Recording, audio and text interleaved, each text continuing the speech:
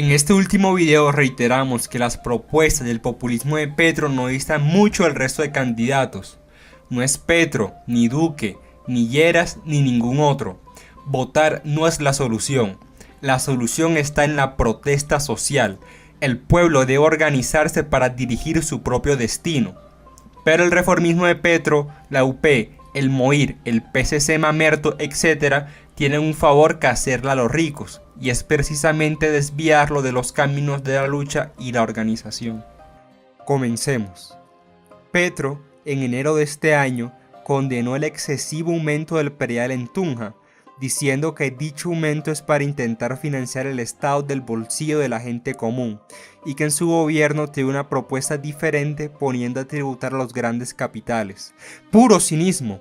Pues durante su gobierno distrital en 2015 subió el impuesto predial de manera excesiva en Bogotá, arruinando a pequeños propietarios a quienes duplicó el impuesto y se vieron obligados a desplazarse o a vender sus propiedades.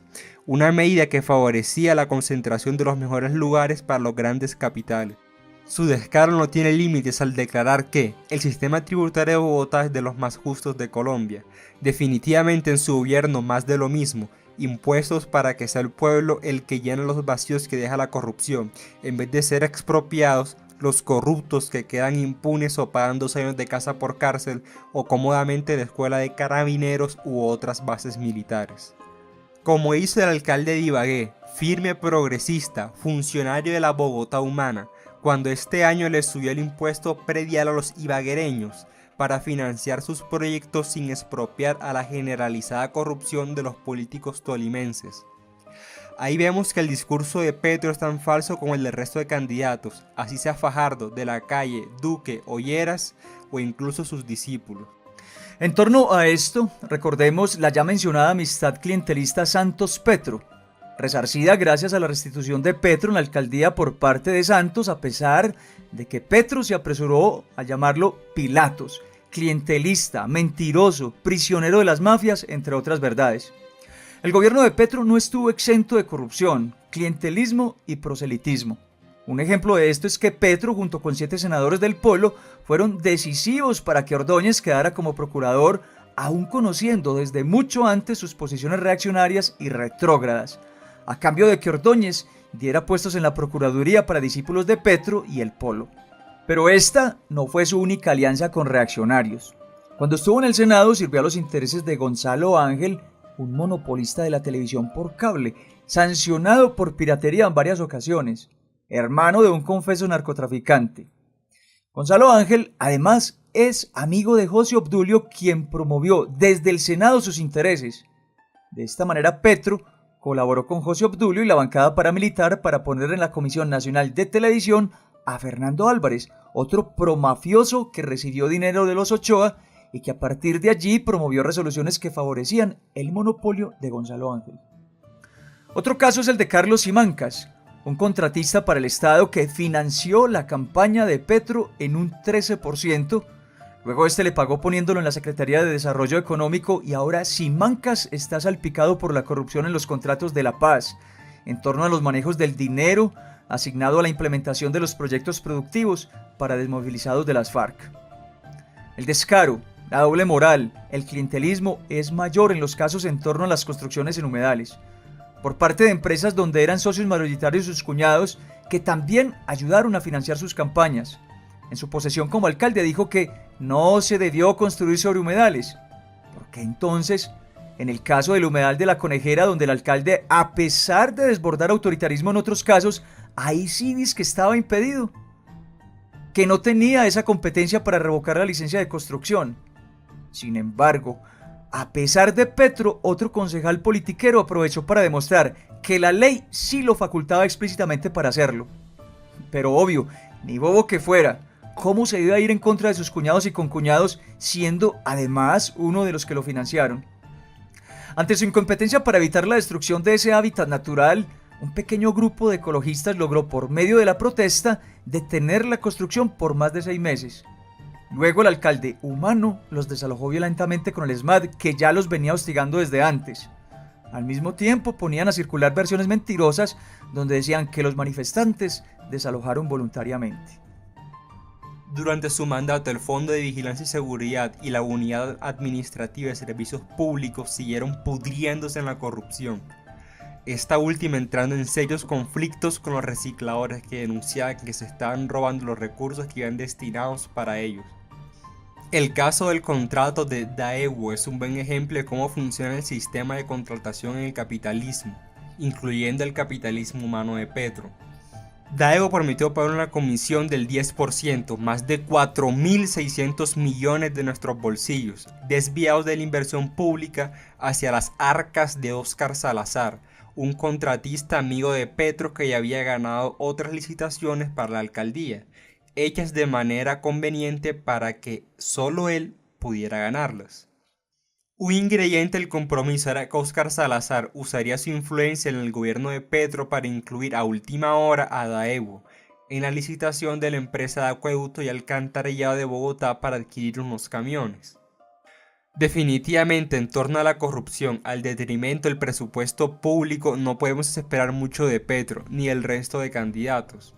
Durante su gestión, los contratos del Estado no dejaron de tener todos los vicios de siempre: contratos y cargos para familiares y personas, o firmas que le financiaron en campaña, licitaciones hechas a la medida, contratistas sin experiencia, sin licitaciones públicas, contratos temporales, más contratistas que funcionarios directos de la alcaldía, tercerización laboral, aumento de nóminas paralelas, corrupción, empleados que nadie los conoce pero igual cobran, casos como el de la ex esposa del ex personero condenado por el carrusel de la contratación que recibió 35 millones por, abro comillas, apoyar y analizar la información que conduzca a instaurar demandas en casos de impacto para la ciudad, cuyos delitos afecten de manera grave el uso del suelo, cierro comillas. Semejante cargo tan ambiguo, curiosamente no detectó lo que sucedía en torno a la conejera y los cuñados de Petro, o tal vez no lo consideró grave. En torno a los bonos de ayuda para niños y madres gestantes también hay incongruencias, pues se reclamaron hasta 30.000 bonos más de los expedidos. El 31 de diciembre, el último día de su administración, se firmaron 24 contratos, tal vez cerrando compromisos pendientes o haciendo alianzas nuevas. Aguas de Bogotá, la empresa que él mismo creó, tampoco estuvo exenta de corrupción. Se perdía el diésel, las llantas, las maquinarias, etc. El Petro humano cerró más del 60% de los comedores comunitarios, 173 exactamente, en donde se alimentaban más de 16.000 bogotanos de bajos recursos, los cuales cerró bajo el argumento de que eran controlados por monopolios, pero sin denunciar que esos monopolios eran amigos de la falsa izquierda polista. A cambio decidió entregar a los beneficiarios comida cruda que le proveía un contratista experto en reforestación, reduciendo así las migajas con las que hacían proselitismo sus amigos reformistas desde la alcaldía de Garzón. Otra de sus banderas políticas con la que tanto hizo proselitismo, al mejor estilo de Vargas Lleras con sus proyectos de vivienda, fue la supuesta apertura del Hospital San Juan de Dios. En realidad nunca abrió el hospital, solo un edificio de los 23, el que estaba en mejor estado, y en realidad nunca funcionó eficazmente. Todo esto desconociendo el conflicto laboral con trabajadores existentes desde 1999, a los que no se les pagaba nada de sus derechos, antes incluso de que se cerrara el hospital en 2001. Ante esta situación, los trabajadores, para no quedarse en la indigencia total al no recibir sus sueldos, decidieron ocupar las instalaciones que el Estado abandonaba junto con ellos mismos. Petro, con su politiquería, prometió ayudarles cuando estaba en el Senado y lo que hizo fue enviar a sus funcionarios, acompañados por la policía, a irrumpir violentamente, con palabras muy humanas pero amenazantes, diciendo que la diligencia se haría por las buenas o por las malas. Detrás de la compra del San Juan ya podemos presentir que se esconde un engaño, pues el hospital siempre fue público desde que nació. También más contratos para los comerciantes de la salud, en una institución saneada, con trabajadores baratos y cobijados por toda la legislación laboral y pensional vigente, tan conveniente para los contratistas privados, pero tan sobreexplotadora para los trabajadores. Sobre el tema del cambio de los carretilleros a motocarros, era evidente que dejaría muchas familias por fuera, pues en algunos casos hasta 5 familias dependían de 2 carretillas, además de las dificultades en torno a la adquisición de los pases de conducción, el mantenimiento de los motocarros, aprender sobre movilidad y los impuestos que conlleva, etc. Otra de sus pancartas es lo relacionado con los recicladores, a los que les prometió más de lo que podía cumplir. Durante su mandato, solo un 10% de los recicladores recibieron un 10% de las promesas que hizo. Desde el principio se sabía que así sería. Son más de 20.000 recicladores y era de esperarse que el interés privado económico no tenía forma ni le interesaba ocupar toda esa fuerza laboral, precisamente porque lo que en realidad les interesaba era la ganancia alrededor del reciclaje. Es fácil notarlo también cuando prometió 60 bodegas que eran insuficientes para 4.000 bodegueros existentes en Bogotá. Igual nunca cumplió. Al mismo tiempo que se comprometía con los recicladores, cerraba contratos con empresas privadas y luego hacía populismo prometiéndoles a las juntas de acción comunal canalizar con ellas la recolección del reciclaje. Sumado a esto, Aguas de Bogotá se convirtió en un competidor más para los recicladores, pues solo sus trabajadores lucían el uniforme autorizado por la alcaldía, lo cual era una estrategia bien montada para que la comunidad les entregase el reciclaje. Abordemos más ampliamente el tema de Aguas de Bogotá. A principios del 2013, más de 300 trabajadores tuvieron que protestar cerrando el relleno Doña Juana, porque la Bogotá Humana no les pagaba por la ayuda que esos trabajadores le prestaron desde la crisis de basuras de diciembre, reteniendo sus sueldos durante más de un mes, y en cambio les pagó despidiendo a más de 400 de ellos, y Eñapa les mandó el SMAT para reprimirlos. Al mismo tiempo le subían un 50% el sueldo del gerente de Aguas de Bogotá, de 10 a 15 millones, es decir, beneficio para su clase social y garrote para los trabajadores. Al año siguiente, y a pesar de haberse comprometido ante el Ministerio del Trabajo con darles estabilidad laboral, son despedidos 70 trabajadores más, lo que desencadena una nueva protesta en la que participan alrededor de 800 trabajadores denunciando que, en la alcaldía Humana, además de los despidos injustificados, había explotación laboral, tercerización, bajos salarios y alta accidentalidad. Terminemos mirando esas magníficas cifras de reducción de la pobreza de las que se ufana Petro, y no casualmente Santos. Primero que todo, las calculan por medio de un nuevo método desarrollado por la ONU en el 2010 e implementado por el DANE casualmente en mayo del 2012, cuando iniciaba Petro. Se llama índice de pobreza multidimensional, que hace la medición teniendo en cuenta 3 aspectos básicos: la educación, el acceso a la salud y la calidad de vida, o sea, el acceso a servicios públicos.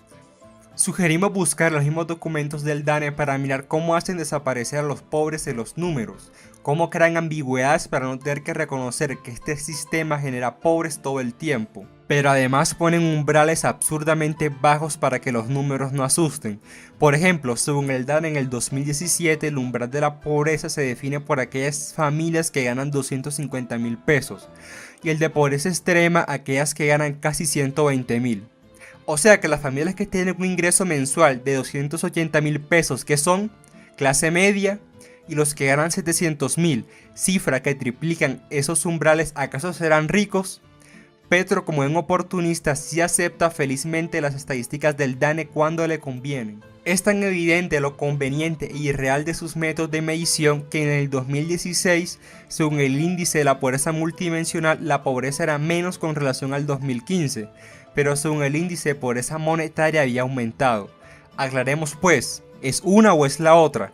Pero a partir del otro año arreglaron las cosas para que sus mediciones no entraran en conflicto. Concluyendo, vemos que no es ni con De la Calle, ni con Duque, ni con Fajardo, ni con Lleras, ni con Petro, ni con el voto en blanco que el pueblo va a obtener un cambio. Con cualquiera de ellos no podemos esperar algo diferente de promesas y promesas, corrupción, clientelismo, proselitismo, ineficiencia estatal, dinero para los ricos y más impuestos para el pueblo, etc. Lo anterior, corroborado en otras gestiones, alcaldías y gobernaciones, donde han estado los mismos constituyentes del 91, Navarro, Garzón, Moreno, Clara López, Alfonso Jaramillo, etc. Pero también lo podemos comprobar en otras gestiones latinoamericanas en donde, a pesar de las obras de infraestructuras hermosas terminadas para favorecer los negocios de los ricos, el pueblo sigue en la pobreza, engañado con migajas, las cuales son desmontadas cuando llega otro gobernante, como sucedió en Ecuador, Brasil, Argentina y Perú. No es sensato quedarnos en ese tira y afloje cada 4 años pensando que un personaje va a salvarnos. Hay que solucionar los problemas de raíz. Reafirmamos que el pueblo no tiene alternativa más efectiva para expresarse políticamente que por medio de la protesta social, la cual debe ser organizada por la clase trabajadora consciente con miras a dirigir la sociedad. En realidad, esta es la única salida, porque así usted vote hoy, más adelante tendrá que protestar. El propósito del reformismo como el de Petro, el Polo, la UP, el MOIR, el PSC Mamerto, etc., es precisamente desviar al pueblo de esta misión. Por eso son justamente denominados como la quinta columna que sostiene el capitalismo. La consigna es no votar, unir y generalizar la protesta social.